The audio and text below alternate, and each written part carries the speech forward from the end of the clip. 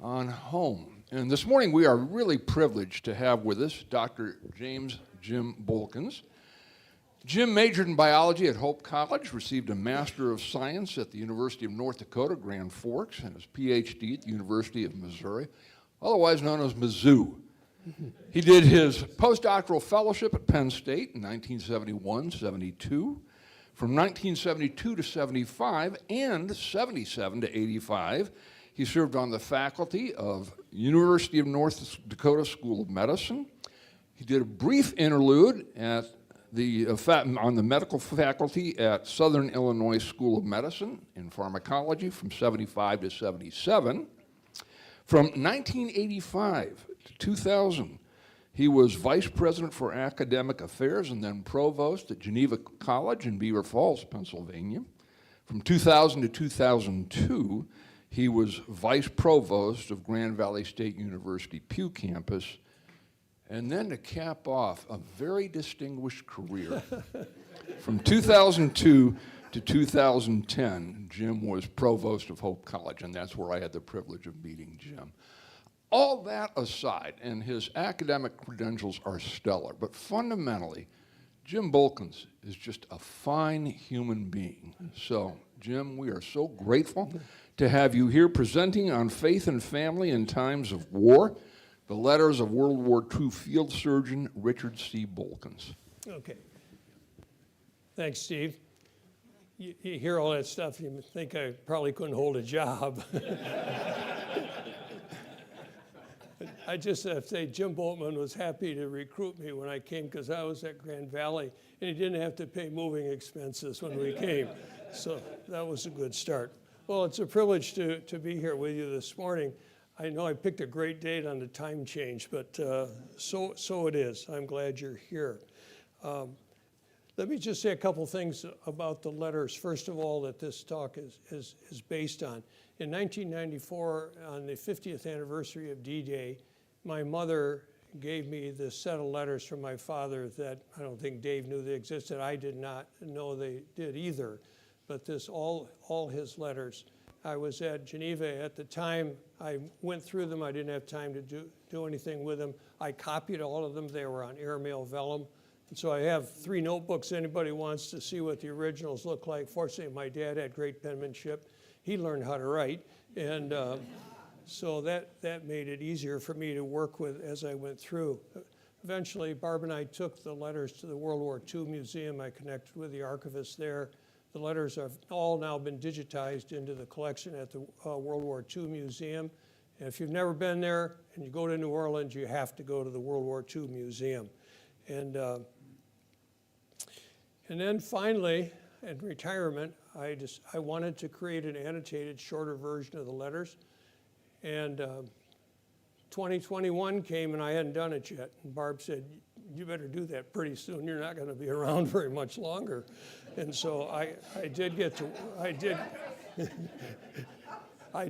work on it and finished it. I brought in an initial copy. I thought I was doing it just for our kids and grandkids.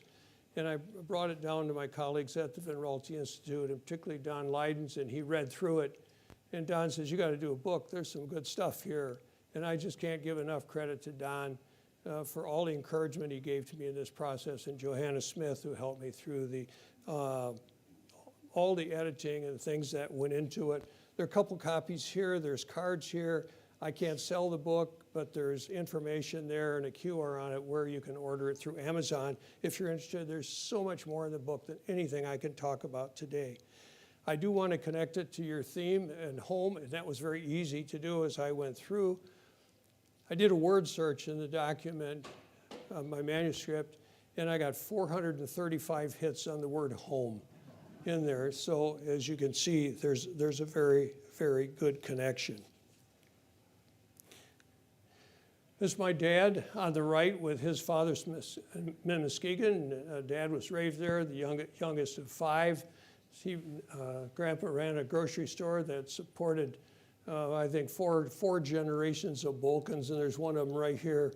And Don's dad was I think, put 4 kids through Hope College on that little corner bookstore. So he was quite a guy. On the picture on the right is my dad with his brother-in-law, Ralph Blocksmith. Ralph became a plastic surgeon, my mother's brother. My mother was the oldest of 3, and Ralph was in the war as well, and he comes in the story later on as well. I will say, too, that my dad's letters, there are about 270 letters, but 227 of the letters run from D-Day until the end of the war, and he wrote about 18 letters a month to my mother. But he also wrote dozens of letters to family members and people back home who wrote to him. It's amazing he could do it when you hear what his schedule that he went through. As far as commissioning and basic trade, it started in August of 1942, and Dad volunteered for the military. And he was sent, I couldn't find much on Amarillo, but Amarillo Army Air Base. It's best known for the place where my brother David was born. So it's, look at my information here. Dad went ahead, he went to Amarillo in August of 1942, and shortly thereafter my mother came with my brother Chuck, who had been born in 1939. Dave obviously was born when they were there. In January of 1944, Dad was assigned to the 4th Medical Auxiliary. An auxiliary surgical unit is one which basically is moved anywhere in the front lines wherever they need most help. And so they were very flexible in where they went. In February of 1944, Dad was sent to Atlanta, Georgia for basic training. And on April 7, 1944, Dad departed the U.S. in a ship convoy for England. He wrote in one of his letters, "Keep hoping and praying. I'll be seeing you soon. We won't worry about saying goodbye because this old war can't last forever." Little did he know how long it would take and the horrors that he would see in the next almost 11 months. That's Mom and Dad on the left, and this is in Amarillo, and my grandma, Abby Blocksma, my mom's mother. It's interesting that the Blocksmiths and the Boelkins spent 18 months in Amarillo. It was actually quite a good family time that they had. It was good they had some time like that before going to war. There's Dave. Doesn't look like that anymore. Anyway. This next section is on the Atlantic and the time that he spent in England from April and May until early June. This is a troop ship that they went, a typical troop ship that they went across on. They had 9 officers to a cabin. They had 20-inch wide bunks, tiered 3 high. There were no chairs in the room. In one of my dad's letters, he wrote, standing on shipboard with a convoy, he said the waves were 30 feet high and ships were disappearing between the waves. He said he didn't get seasick, but I tell you, there were a lot of them that were. And this is what a convoy would look like heading across, heading to the war. When he came to England, he went to Evesham, which is west of London. This is from a postcard that I found in there from the original time from Evesham and what the city looked like in 1944. And he and a colleague of his, Dr. John Budd, lived with 2 widowed sisters who were there, opened their home. He found out what it's like to live in blackout, no heat, limited food, everything rationed. It was a very difficult time in England for sure. I'd say too, homesickness was very much a problem that he wrote a lot about. He wrote, homesickness sort of goes in cycles, and thank goodness I don't have it bad every day. There's no place like home and family, and that's what we all want most. He then moved on May 27, he moved to a hospital ship in Milford Haven, Wales. And this is just a copy of the photo of the docks in Milford, Wales. He was on a British hospital ship. He didn't like it. He said the Brits didn't know how to cook. But he said that the food was not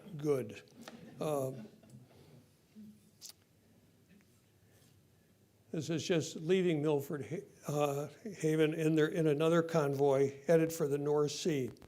I thought this is another quote from Dad on leaving. He said, "War can't make sense to me, and at times I revolt within. Then I try to comfort my raging with the idea I have a job to do here, and maybe in a small way I can do something for some innocent kid who's been cast into this affair against his wishes and judgment, and who's just as homesick and lonesome as I am."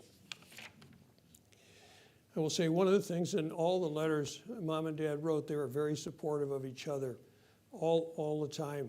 They never complained. Dad complained about the food and the weather, but he always said, "Typical, I'm fine, don't worry about me. You have a harder job than I do at home with the kids." Of course, she had 2 now and pregnant with me. This next section covers D-Day and the Normandy invasion from June 6 till the end of July, about a 7-week period, and this was a tough time. But on D-Day, well, you can see this is just a little map where from Evesham to Milford Haven and then to Utah Beach, and then they'll eventually head down to Avranches in their next section. But let's talk about what D-Day was like. And of course, there's the Stars and Stripes talking about it. And if you look at the statistics, and I won't go through them all, this was a secret operation. 7,000 ships in the English Channel, 150,000 men. It's not today's war, is it? The kind of ships, the Higgins boat, if you go to the World War II Museum, the Higgins boat was named after Mr. Higgins, who lived in New Orleans, and that's the genesis of why the museum wound up in New Orleans, and it is a fabulous place to visit. The landing. Dad did not write about the landing and what he went through to my mother until about 2 months later. But I do know from information that they left in the evening on day 2. They'd already been treating some of the wounded on shipboard, and then they came into land, and they came in at 9:30 at night. They had to wade in up to their chest in ice cold water and dug in the sand on the beach. Typical what it looked like. My cousin Mary Blocksma had all her dad's letters, and in those letters was a letter my dad wrote to him about that time in the war that came about 2.5 or 3 weeks after they had landed. But let me go just step back and write what Dad wrote to Ralph in his letter to him on June 29. "We dug in on the beach, soaking wet amidst the fireworks. About 4 a.m., I had the hardest chill I ever hoped to have, a combination of fear and cold. The next morning we went to work. Field surgery is emergent. The boys are tired and shocked. Doctors and nurses are exhausted. Oftentimes supplies are scarce. One must improvise, and believe me, when shells are breaking all around and ack-ack falling on your tent, it's a little difficult to concentrate 100%.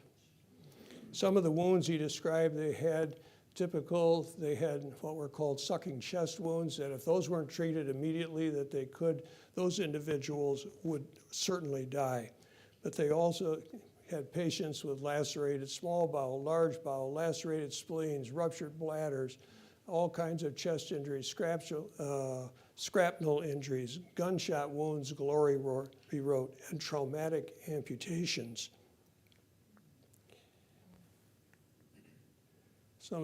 These are not his pictures. He did not have a camera, but my son John pulled. They're public access pictures, so there's nothing secret about them.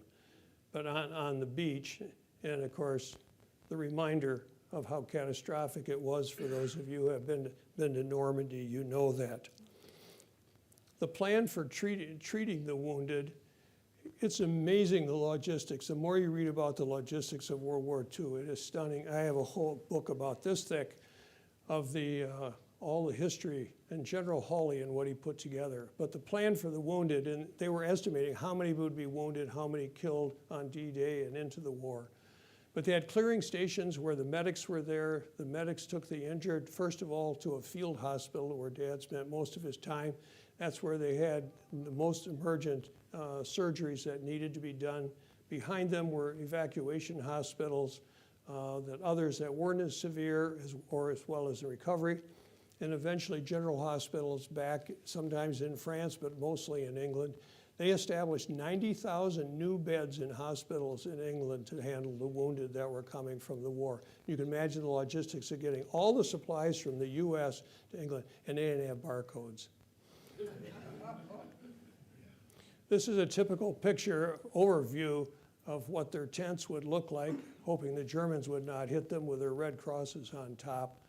And interesting enough, my dad in his letter, he was a great surgeon, he wasn't much of an artist, but I traced his actual letters that he drew a picture of, and you can see the post-op wards down here, the operating room in the middle. They had surgical supplies, a shock area, x-ray, and pre-op. It was, if you just look at the casualties on D-Day, it was fortunate Dad was at Utah. The casualties were less, nothing like Omaha, where they had the most severe casualties of all. This is what the operating room looked like. If you've been in surgery lately, you know it doesn't look like that, but it was pretty extraordinary. Their typical schedule for operating was 12 hours on, 12 hours off. They'd go 2 weeks from either daytime and then they'd switch to nighttime. And then the process, in the first 2.5 weeks or 3 weeks that they landed, they moved 7 times. And every time they moved, they had to dig their own foxholes, set up their tent, and get ready to do surgery immediately every time they moved. So it was no small challenge to do that. As Dad wrote, he said, "We have justified the name of doctor." And he said, "Have scrubbed longer in a stretch than ever before in my life, seen more traumatic surgery, and we've saved a lot of lives." You know, when you get your surgery training, he'd been in practice 3 years, he was 33 years old. And it's a lot different doing a gallbladder and an appendectomy than open somebody up and everything's in the wrong place and everything's broken.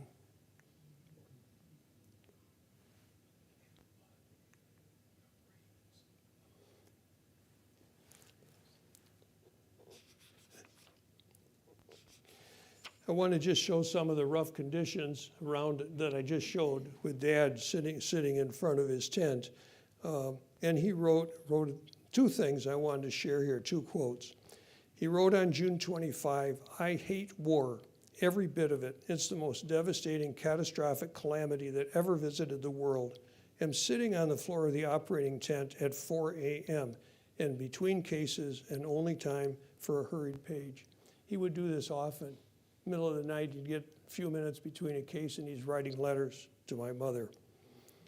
And he also wrote about the conditions in the tent. He said, "There are a million conveniences, all in one little place called home. Not unless one lived in the dirt, blood, and stench of war, ever could really and deeply appreciate home." Mail was another issue. During this time, they didn't get any mail. You know, they went through the invasion, they go, and you can imagine mail trying to keep up with a unit that's moving all the time. I don't know how they ever got mail to anybody, but I would say all of my dad's letters, all of them came back, and all my mother's letters were numbers, and he got them all. My dad, when Mom's letters would come, he would keep them until the next batch, and then he'd burn the ones he had because he couldn't carry them. He didn't have a way to carry them. So I only had 13 letters from my mom. And I incorporated some of those into the book as well. And then throughout June and July, you know, the surgery schedule was intense, lots of severe injuries. He wrote, "When Churchill said blood, sweat, and tears, he didn't miss it by much. We have seen all of them, too much, in fact." The other issue that was important to Dad was having time for a Sunday worship service with the chaplains. There were chaplains all through, but they couldn't always have time for a service because they were in surgery or they'd come out and he was too tired. But Sunday was so important to Dad. Because the other thing is it really brought memories of home too and didn't help with the homesickness. This is Dad in front, and look what he's doing, he's cleaning his shoes. He said one of the advantages out in the field is that they didn't have inspections like they did at the hospitals where his brother-in-law Ralph was, which he was really glad for, but they required him to clean. But you can imagine not everybody looks like that coming in and out of surgery, and his little tent with his thing, with his hole, his duffel bag, musette bag, his toilet kit, and his mess gear. That's home for Dad during the war. The next time we go down to the other thing I wanted to mention, during that time, that's 7 weeks from Utah Beach to Avranches. That's about 70 miles. You can drive it in an hour and 15 minutes. It took them 7 weeks of fighting to get across that amount of distance.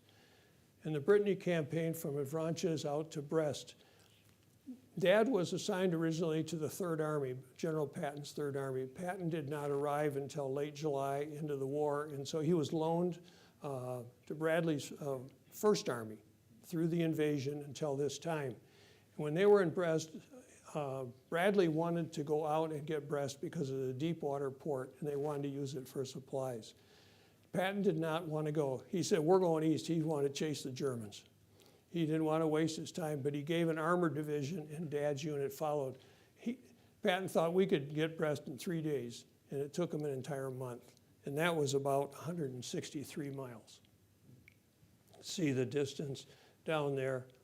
The only problem was when they got to Brest, there were over 30,000 Germans in Brest, and before they surrendered or were killed, they entirely destroyed the port. So they lost a lot of lives going after it, but they didn't get anything.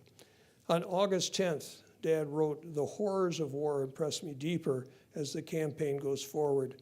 Am sitting in my cozy foxhole writing, my one-room palace. After the war, when we begin looking for a home, I'm afraid I'll be very easily satisfied." Excuse me, I've been fighting a bug.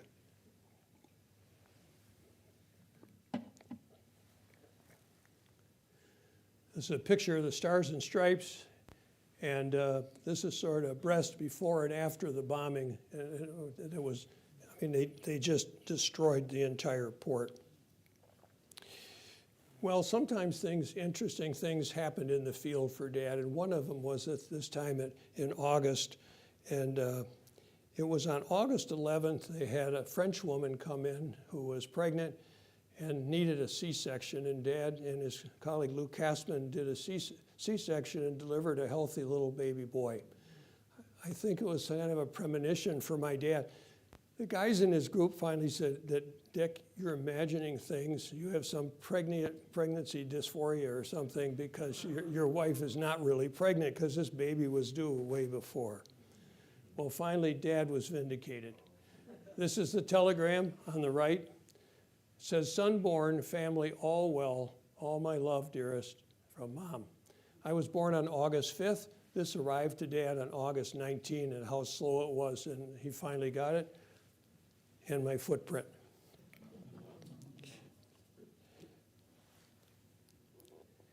On August 19, as I said, the news. This is the interesting part, what Dad wrote. Son, after this, he said, "Now I'm so anxious to hear about you and the little fellow, James Nelson, a swell name. Honey, I hope you're not too disappointed to not having a daughter. I know you wanted a little girl and planned on it so much, but if this little fellow's well-formed, that's something to be thankful for. Oh, I'm so happy I can't tell you. Now, do I ever wish I was home?"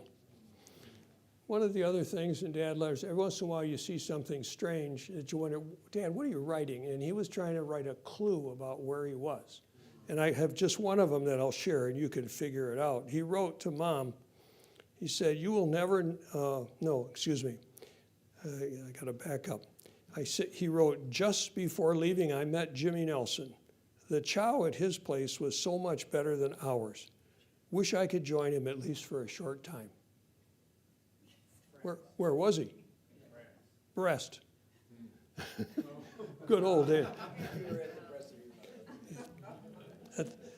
That's about as vivid as Dad gets. Worst thing I found, he called a guy an nincompoop because he sent the mail back to headquarters. But a couple of things happened here, but I wanted to share on sort of that's the light side, but on the serious side, war brings a lot of emotional injury. And this one always stood out to me, that Dad's encounter with a wounded soldier, a staff sergeant who was, he wrote, so young, sweet, and handsome. He was worried about his serious injuries and asked if he would live. I told him he probably would. We talked a little more, and then he died. I wept. It upset me so. I was sure he wanted to tell me something. What? I can only guess. This boy just stayed in my memory so I couldn't sleep or eat. We talk about the moral wounds of war. They were all over for sure. The other thing that changed for Dad at this time, he was with the same group of doctors up until this time. And he did his work, but you could see in the letters that he was a very different person than who these guys were. And he ran into a senior officer that he knew. It's amazing how many people he ran across during the war that he knew from the University of Michigan Medical School. This guy was higher ranking, and he said, "Can you get me moved to another unit?" And then it happened, and he was going to get transferred. And he wrote to my mother. He told her about this. He said, "You will never know the unhappy circumstances of my previous assignments with that selfish, profane, loud-spoken, dishonest surgeon." So it was not a difficult time. There's the family picture. Pictures always help. Dad carried him with him. And when he moved across, they traveled by truck in the back of a truck. Pretty fancy stuff going across, but they went from Brest, a 2-day trip well into eastern France when he left that area. Another important thing, this is just, you wonder, German casualties they dealt with, the number, I won't go through them all, but you can see it was extraordinary losses. They spent a lot of time operating on German soldiers too. And the one thing they did like that the Germans provided overall is that they made the best surgical instruments. And then Paris was liberated, which is a big day that in July 25. If you ever get a chance, there's a book called Is Paris Burning? If you ever see that book, I highly encourage it. It's an amazing story. Hitler wanted to totally destroy Paris. His general was in charge. He said, "You burn that sucker down before you leave." And he would not do it. And so they didn't. Of course, the celebration in the streets, everybody saw. And now we move into the Third Army campaign in France and Germany, which you see runs all the way from the end of August in 1944 to April of 1945 when Dad left. It was an incredibly cold winter in France during that time. And everybody complained, and it rained, and there was mud. And he wrote to Mom, he said, "How I miss home and you folks. Wow, I can't tell you. To just be home, the happiness and comforts connoted by the thought is almost too much. Right now, there's a 10-franc penalty," this is in his surgical team, "if anybody mentions home more than once in 15 minutes. So they were serious about it. The Third Army spent most of 3 months around Metz. It was just a slogging time. I don't have time to go through it, but one of the things that happened is that Patton moved so fast that they couldn't get the supplies from the Normandy beach to where he was, and they established the Red Ball Express, it was called, of trucks that rode 24 hours a day to bring fuel and things. But the problem is because Patton didn't have all the fuel and things that they needed, it gave the Germans time to sort of reconvene and get strengthened, and made the war last even longer.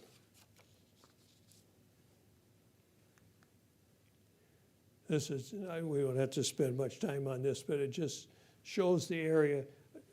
Dad couldn't say where he was. He would put somewhere in France. My son John gave me a book on Patton's Third Army that followed Patton's Third Army by dates. And then I could correlate those dates to my dad's letters to get an idea where they were. And then after things events, he would write about where he was. One on the left shows the mud and things that they had to deal with. A picture of my dad, what's he doing? Sitting on a bucket writing a letter. happened to be a warm day, and he was outside in the sun, as he would say, getting ultraviolated. He kept his sense of humor anyway as he went along.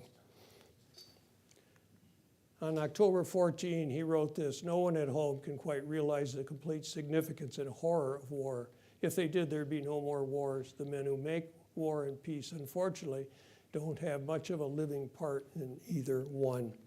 So it was a very, very difficult time. In November, the same again. He talked about how cold it was, and his hands were so cold he had a hard time tying knots. And the one thing Dad did tell me is that he to get his hands warm, he was operating, he could put his hands inside the patient's abdomen where it was warm enough. Anyway, when he needed some encouragement, a picture from Mom and the family would help him. But I want to just say that he wrote, this is in November, now we're coming up to Thanksgiving. I kind of go through these months quickly, but I just wanted to share this part. On Thanksgiving, another reflection. He said, "I wish all the nations of the world," that's just a huge flood they had in their camp that they had to pick up and get everything moved. I'm sure folding up one of those tents. Dad wrote, "I wish all the nations of the world would stop fighting and pray for a month straight. Maybe the Lord would see fit to stop all this misery. If war makers could see what we've seen since early June, there would be no more wars." December came, and again, more cold weather. He did write about Thanksgiving dinner. He said, "It's over, it was very good, but nothing like home, but better than average." In December, I wanted to show, that's a bombed out Luftwaffe headquarters kind of in the background they set up. This was the first time in December that they slept inside a building. Otherwise, they'd been on the ground in a foxhole or in a tent, and foxholes were always very, very nearby. The other thing about December that's significant for the war, as you know, on December 16 was the Hitler had one last thrust he was going to make through the Ardennes and to take Bastogne, move into Belgium, get the port at Antwerp, and it was a terrible time. If you read about Bastogne and what the soldiers went through, the casualties were catastrophic. But one of the things that happened is that in early December, Patton was so sick of all the rain, he went to his private chaplain, O'Neill, asked him to write a prayer to stop the rain. And it's called Patton's Prayer. And there it is. I won't read it to you. Read it. It's kind of in the King's English. In looking through the Book of Common Prayer, I found a prayer almost exactly like that. It was signed by Patton, and on the other side, there was a greeting, a Merry Christmas greeting to the Third Army. It was sent out to 250,000 men in the Third Army. And the interesting part here is my dad's response to it. He didn't like Patton. Patton was a soldier's general. He was profane as they come, but he had a certain religious side too that you can see. But Dad wrote when he got it, he said, "Dad thought this is blasphemous for such a profane person to issue a prayer. But nevertheless, we did get a break in the weather." So I guess God even listened to Patton. But anyway, now it's Christmas time. He said, "It's Christmas Eve. My thoughts are of you and home. For many months, we have wondered where and how we would spend this day and night and tomorrow. My big hope was always to be home with you tonight. Apparently, that was not God's will." Well, then January came, and one of the things that happened in January is Dad got movies from Mom. And first of all, there was a black and white as a color. I'm going to just show a very short clip. I was able to get this to Tim help put it into the setting. "Dear Daddy, greetings from your boys. This is at my grandma's house in Grand Rapids, 739 Prospect. It's right off from Franklin Street. If any of you are familiar with Grand Rapids, where the old Christian High, where some of us went to school. Yep, there I am. How about that? Yep. Provost in the making. And David, so David was 16 months older. Dave was born in April. And so you can see being home with 3 kids while your husband's on the front lines of a world war. There's no email, there's no contact or anything. But my mother was so extraordinarily supportive of my dad. It was incredible. And her letters, the few that I have describing the antics that were going on. But anyway, that's enough of that. This is what they were facing in January, some of the war damage that was everywhere that Dad would write about. But I want to say, too, that in early January, he wrote this in a letter about what's going to be like when he returns home. He said, after the war, I'm going to be very easy to please as far as living is concerned. Sometimes I feel like I'd like to go to Nunica or Elk Rapids or Allegan or some semi-rural district to practice medicine and surgery, live peacefully, comfortably, having some time with the family and recreation at the lakes and in the woods, and to get away from the humdrum of the city. When Dad came home, he talked about going camping, but there was no camping for Dad when he came home. You guys can go to camp. I slept on the ground enough. I'm not going to do that, and he didn't. But he made sure we did. The other thing I'd say at this time, that issue that the surgery team was like a family. They were very close, very close. And this Dr. Ed Fonde, who was the leader in his surgical team, Dad loved him. He was just a marvelous guy. He was older than Dad. And but at this time, he got transferred to another unit because the leader of that unit, a major, had to be sent home. Ed was the next one in rank. He recommended Dad for the rank, but he didn't get it because he was a captain. And he wrote to Mom, he said, there are many injustices in the Army. The old rule of seniority and rank can't be beaten, so that's it. Close friends in the Army take the place of family, and one feels reluctant and have the group disbanded. But orders are orders. Personal feelings mean very little in the Army.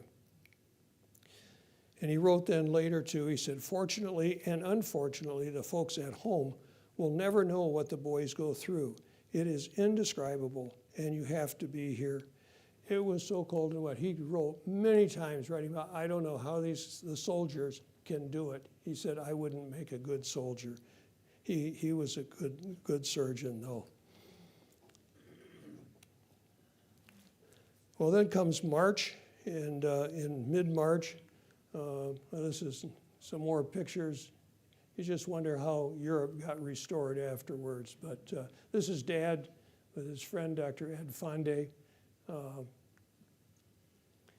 They took a long trip to Koblenz. Some of you, I'm sure, have been there. And the hotel on the left was turned into a hospital unit that they were having. My son, John, found the picture on the right online of what it looks like today. So it's still there. Dad standing in front of it. But the interesting thing that I raise about this, he said, surgery is so busy we didn't unpack, went right to work until 3 this morning, and then I went to bed with a double spring, inner spring mattress and 1 mammoth down cover. The change was too much, and I didn't sleep well. Up at 9:30 a.m., found some 4th Auxiliary friends, had the bridal suite, and I used the tub for a hot bath. I didn't say it earlier, but it was 16 days after landing at Utah Beach before Dad changed his clothes and had a shower. So our son Matt, sometimes tells me every time I take a shower, I think of Grandpa. Well, what a luxury it is. And now, a bit of a side story. At the end of March, Dad received a letter from Mom. They numbered their letters so they knew when they came. Dad always listed everything that he got from everybody. And there were 2 letters from December that had not arrived. And at the end of March, he got 4 letters from my mother. 2 of them were written in early March 1945. But the 2 missing ones from early December showed up as well. Well, what had happened, there was, we think, there was this massive backlog of mail in London over the Christmas and everything, millions and millions of packages. As a result of that, and Eleanor Roosevelt had some impact on it, was what happened is they sent a battalion of African-American women to 6888. And if you haven't seen 6888 on Netflix, some of you are nodding. It's amazing. It's sad, it's of how they were treated, but it's amazing what they did. And sort of what they were told would take 6 months, they did in 3 months. It's a marvelous story. But they believe that 2 of those letters got caught in that mess, and that's why they showed up later on. And in November of 2024, the World War II Museum opened a new exhibit called Fighting for the Right to Fight, African American Experiences in World War II. And I was invited to go to this, and I'll show you why in a minute. But their motto, the 6888, was, they have a special exhibit there, the backbone of victory. These women, the male, and what they did. Their motto was, no mail, low morale. And that was really true. Anyway, the letter that Dad wrote on March 21 is one of 3 letters that they have in the exhibit documenting the fact that these letters had come and how important mail was. And it was really, it's a pretty special privilege to go and see that. Well, I don't know what my dad would think to know this. His letter wound up in the World War II Museum. I think he would be very honored. April comes, and a lot of things happened in April. It's Easter Sunday on April 1, and I want to read Dad's quote from the letter. That's part of it. After operating all night and sleeping in the OR, I got up and went for a walk. By the way, sleeping in the OR was easier because it was warmer. They'd go in the rooms where the sterilizers were because there was heat. I went for a walk on Easter, sunrise service all by myself. The many flowers were so beautiful, it seemed like 1,000,000 birds were greeting the morning. They all gave forth in a lovely concert. The sky was pink and blue, it was altogether glorious, so paradoxical to the other picture of the man-made world. And again, wouldn't it be different if all the nations bowed this morning to serve a risen Christ? Hope and pray you are all well, that you may receive a special blessing today. Strengthen your faith and courage to carry on your difficult tasks at home. Well, right after this, then things turned worse. On April 3rd, Dad learned that 3 members of his original team were killed in an airborne accident. That same day, he found out that his colleague, Ed Fonde, was killed by a German sniper riding in a Jeep marked with a Red Cross. It was devastating for Dad. And he said that killed by Germans, too many of whom he has given his best surgical knowledge and worked for long hours without sleep to care for them. They operated on a lot of German soldiers during the war. This has been a pretty blue place for a couple of days. We cannot name names or the families, and yet my heart goes out to them. There's nothing we can do, anybody can do, except God in his infinite mercy to look after those who are left behind. It's the most tragic, most upset me more than anything since I left home. He couldn't use Ed's name, but he knew Mom would know who he was talking about. Well, after this tragedy, a week later, his brother-in-law, Ralph, who'd been in England, Ralph's a plastic surgeon doing a lot of skin grafting and things, but somehow he asked that if he could be shifted to join the Third Army because he wanted to go find my dad. And I can't tell you the whole story, but it was amazing how in a war zone, Dad found the place where he was the day he got into Dad's hospital and said, you know, Dr. Boelkins, the nurse did, but she couldn't. He'd left that day in an ambulance to take a patient to an evac hospital. But he found out where Ralph was going, and it was this in Frankfurt, a place where Dad had been already. And so Dad, the next day, found his way, traveling hither and yon in Germany to get any place, even a short distance, was not easy. But when he got there, he walked in, he said, was he ever surprised when I walked in while he was eating dinner? Golly, I could have wept. It was so good to see him. Ralph got a cot for me, gabbed till midnight. About 6 times we said goodnight. And then one of us would start talking, usually about home. It must have been 2 a.m. when we went to sleep. I'm so glad that Ralph and I were able to get together. He was sure a touch of home. Must close now. Unless I get too sentimental about home. And the next day he had to leave.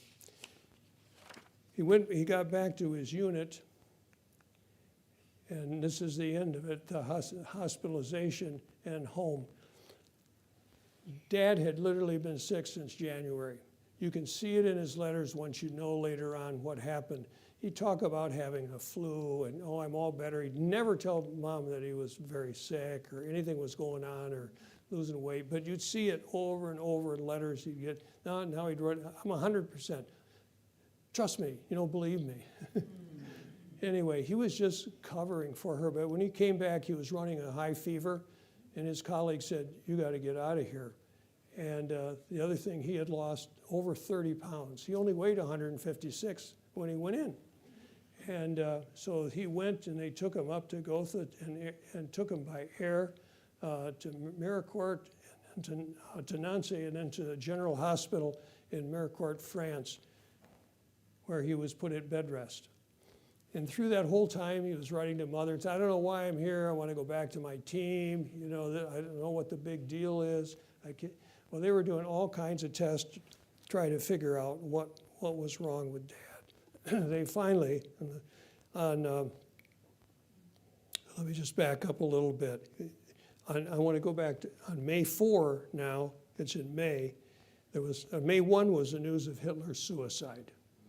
When they heard about it, they didn't believe it, but then when it was announced by the headquarters in the military, they announced it, then they believed it.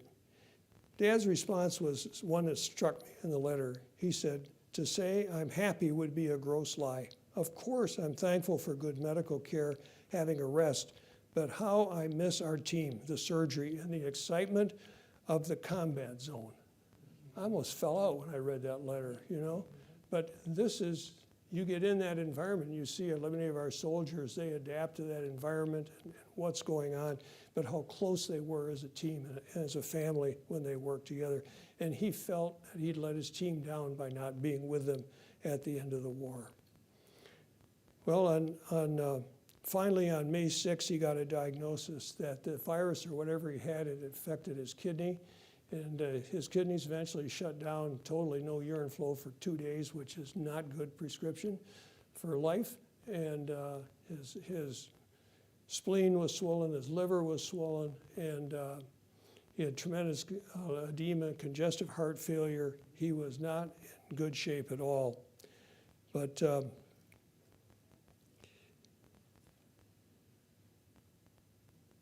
I just wanted to back up just a little bit. After that diagnosis came. But that was May 6. May 7, blackout curtains were removed. May 8, VE Day. And he wrote, all of us should humbly bow our heads and thank God for this victory. I mean, he was glad it was over. In some ways, I'm sorry Dad had to go through this, but it got him out because if it hadn't, he would have been part of the Army of Occupation where brother-in-law Ralph was, and he was there at Boelkins. I have some amazing interviews that Ralph did that are just extraordinary with individuals from Boelkins. But anyway, on May 17, Dad finally had to fess up. And he wrote to my mother, which I read it as kind of a farewell letter. He said, what I want to tell you, darling, is that I'm quite sick, and though I personally am not afraid because I feel God's nearness and the strength of your love, I do want you to know that as soon as I can travel, I'm coming home. However, the future is never certain. Men make plans, but God has a greater plan. And I am content to go where he leads me. I want you to know I'm not afraid, that I love you and our Chuck, Davy, and Jim with all my heart. Should our early wishes go unfilled, I want you to know that I'm completely resigned to God's will, and that too is another reason I'm writing so seriously, that you may ever be mindful that even though we desperately hope and plan, God's plan comes first. A lot of times I read that, I couldn't get through it. You know, it was quite amazing to read. but he finally, he did write it. May 22, the disposition ward cleared him for being sent home. And then he was sent by train to Cherbourg, 2.5 days on a cot. And then he spent about 2 weeks on a cot in a tent in the port at Cherbourg waiting for a ship to come in to go home. And on June 3rd, 1945, he wrote his last letter, number 227. Ship arrived on June 4th, a 15-day trip to Charleston, North Carolina. And then he went by train to Chicago to Vaughan General Hospital in Hines, Illinois. It's not there anymore. We won't deal with that now. That's not the real train, but where they sent them. Actually, when he arrived, they told him he was going to go to Texas. Texas? Why Texas? Again, he ran into a doctor that he knew had seniority, and they got it switched to Chicago. Why did they just let him go to Grand Rapids is absolutely beyond me. But anyway, that was the hospital it looked like in those days. It's gone. It's not there anymore. Anyway, and Dad came home. He spent, let's have a look at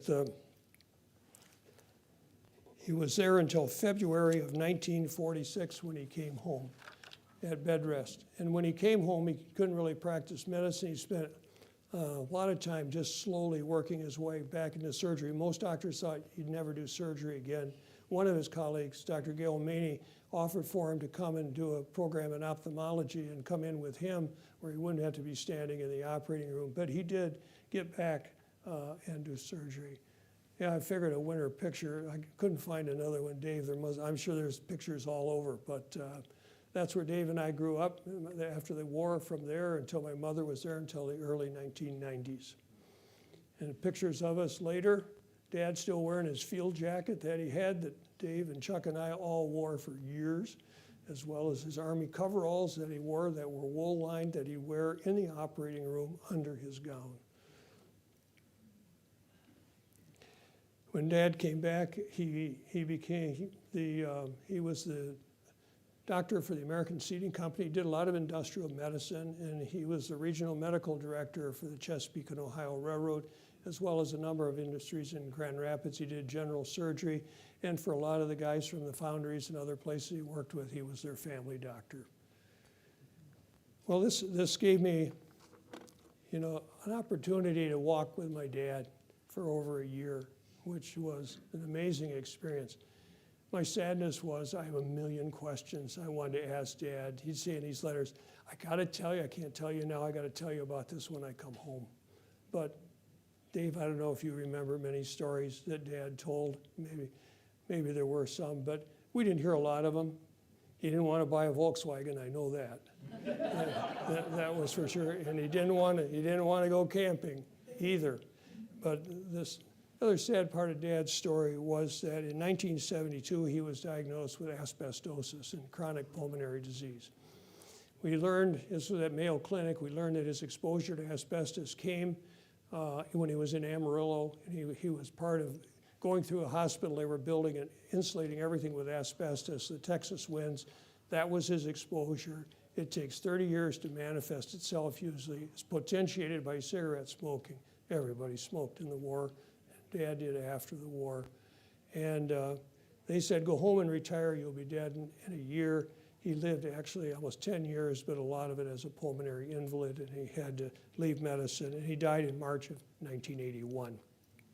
My mother actually remarried at age 72, had 20 years, 46 with my dad, almost 20 years with Will, and they had a great time together when they did. They died in 2003. So, Dad was a faithful follower of Christ. He was generous to a fault, to his family, to his church, his patients. He lived very simply, just like he wrote. I think the most fanciest thing he ever did, probably Dave, you agree, is one of his patients was the head of the Ford dealership in Grand Rapids, and when the Mustang came out, he said, Dick, you got to have one of these. He got it, but Dave and I drove it. But that's what he did.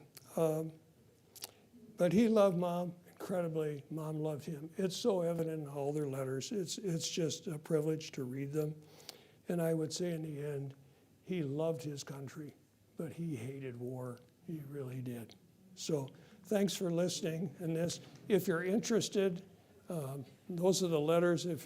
That's the book that came out of it. And again, thanks to Don and Johanna and my friends at the Vinralty. It wouldn't have happened without them. So thanks for coming.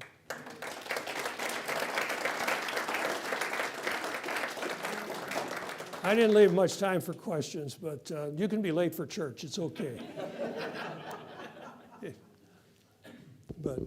Okay, I'm going to start, Jim, if you don't mind. Yeah. And just for all of us who are asking questions, we're live streaming, we're recording. So use the mic when you speak, but also state your name. I'm Steve Norton. Jim and Dave, I'm just curious, did your dad ever talk a lot about his war experiences, or was that internalized? What I've realized is that so many coming out of the Second World War particularly did not talk about their experiences. No, not that I'm aware of. No, it didn't happen. I remember the time the Vietnam War came around, and I was classified 1A at the time. I got a student deferment. But his comment was, I went to war so my boys wouldn't have to go to war. Yeah, but we didn't talk about it. And, you know, you're growing up and you see all this stuff and you become, I don't know, you don't spend time thinking about it. I'm most embarrassed that I didn't go to my dad in college or other times, you know, taking European history from Paul Freed and things and go home and talk to Dad, but we didn't. Yeah. Yes, David. Dave Myers, and thank you so much, Jim, for sharing most of this family story, but also it's such a vivid depiction of the horrors of war and a reminder of that. And it seems to me such an apt time to have you here, fortuitous in a way. I was especially struck by your quoting your dad saying, no one at home can quite realize the complete significance and horror of war. If they did, there'd be no more wars. The men who make war and peace, unfortunately, don't take much of a living part in either one. I don't know. I just wonder if you've had any, as you reflect on these letters and on statements like that, if they make you think about the time in which we now live. Yeah, but if they hadn't done it, you know, what would have happened with Hitler? And but at the time I was working on this, the Ukraine situation in Ukraine was breaking out, and it was hard to think about what I was writing and seeing from Dad, and then watching it in real time on the news. Just it was just sad to watch. You know, it's awful. It just is. Yeah, and it's different today for sure too, the way war is fought. But it's I don't know. I think people just stay home and love their country. But I don't know. I'll stay out of politics. I learned a long time ago as a provost. I'll stay out of it. But you're right. It is. Yes. Hi, Tim. Tim Pennings. Thanks, Jim. Do you have a sense of what a typical day was for him? Was he operating multiple times a day? Was he seeing people die daily through the triage process and such, or did it kind of come and go? Some, you know, they had some deaths, they did, but they saved an incredible number of lives because of their proximity to the front and also the techniques. And something I didn't mention earlier is they had access to whole blood, which was incredibly important, particularly with patients in shock. And the other thing, they had penicillin. Germans did not. The German soldiers got a lot better care from the American doctors than they did from their own. If Germans, they had a bad limb, they just amputated. If they had a head injury, they let them die. But so the schedule, you know, they'd be 12 to 14 hours. And sometimes they do 3, 4 major cases in that amount of time. I worked in the college, in the summers I worked as a surgical scrub nurse at Butterworth. And I actually had the privilege of operating with my dad. And when I didn't do the operating, I just handed him the instruments. But and watched, but I know what it's like standing in the operating room that long. And these guys were intense. They've got the war going on and things around them. It's pretty extraordinary. But yeah, 12 hours on, 12 hours off. Judy Parr here. I'm curious about the process that guided your thinking and decision-making as you just went from reading these letters to now actually having them published as a book that's made available to the public. Tell me about the decisions that you made along the way. As I went through and highlighted, as I read the letters, in the book I took excerpts from all 227 letters. And I tried to focus on different things, some of the surgery kind of things, some of the issues that dealt with perceptions of war and what it was done, a few humorous things that would be said in the process, and the faith perspective aspect. You don't see many books. I've been to the World War II Museum Library. You don't see books focusing on faith issues. And so Don was very helpful after he read them at a little bit different title, and he's the one that said, this should be faith and family. And that's really what it was. And so I was anxious to have that perspective come out in the book between my mom and my dad, and how important it was. It was hard to pick and choose, but it had to end somewhere, didn't it, Don? We couldn't put everything, but yes, Don.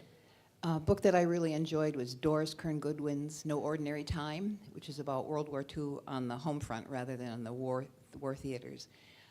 You've mentioned that your dad masked what was really going on for him when he wrote home, and that you only have 13 letters left from your mom.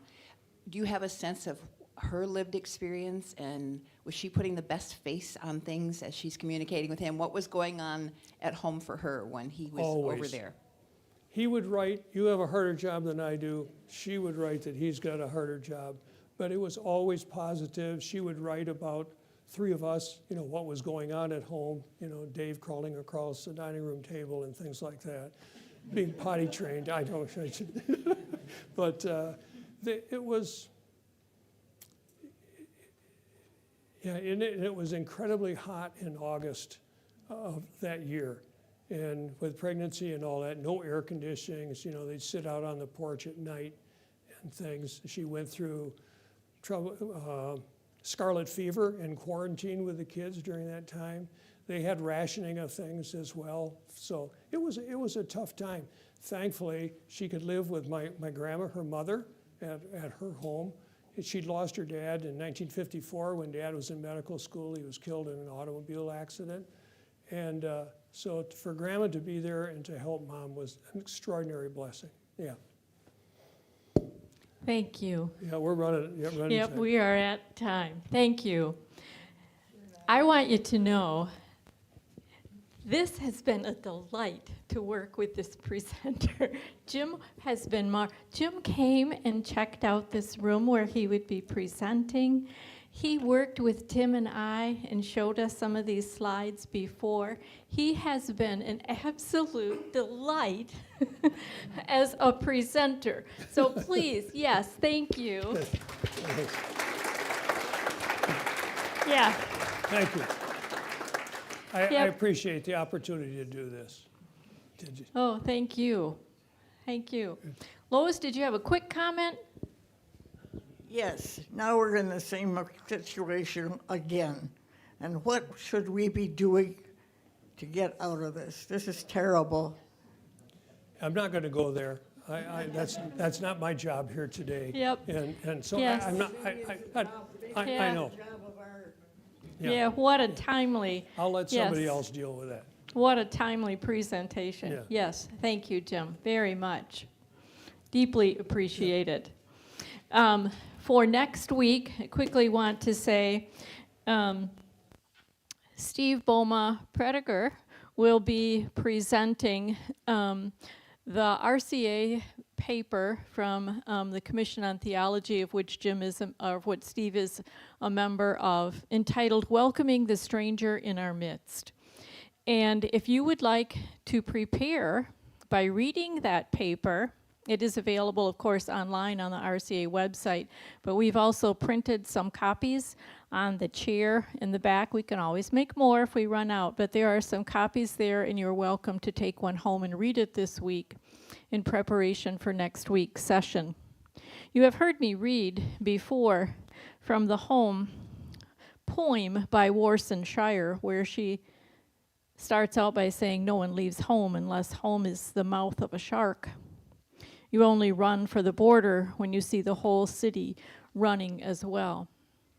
It reminded me also of Anne Salyers led the Hope Church readers in a discussion of Henry Wadsworth Longfellow's poem, Evangeline, A Tale of Acadie, which during the French and Indian War, the Acadians were forcefully expelled by British forces.